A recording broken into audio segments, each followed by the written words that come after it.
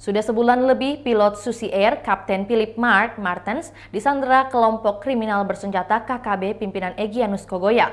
Sampai saat ini pun aparat TNI Polri tetap melakukan operasi pembebasan. Panglima TNI Laksamana Yudo Margono punya penjelasan kenapa sampai saat ini mereka belum berhasil menyelamatkan pilot Philips. Yudo mengkhawatirkan jika penduduk setempat akan terkena imbas dari operasi serentak yang akan dilakukan.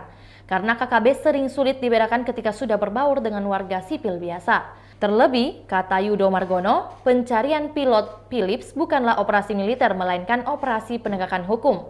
Dikatakan Yudo pula jika pihak Selandia Baru sudah menawarkan bantuan namun ditolak.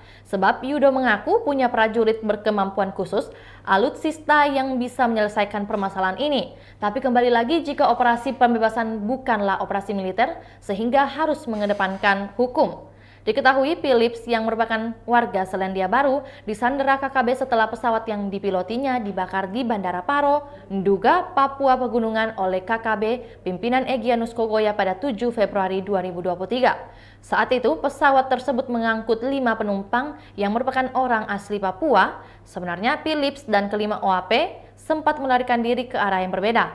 Belakangan diketahui kelima OAP telah kembali ke rumah masing-masing sementara Philips masih disandera.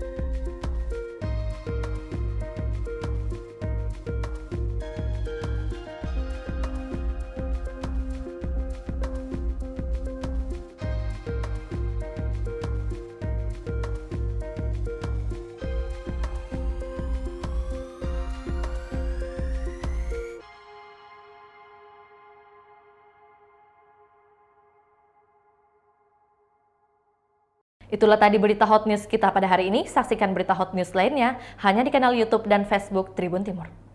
Terima kasih sudah nonton. Jangan lupa like, subscribe, dan share ya.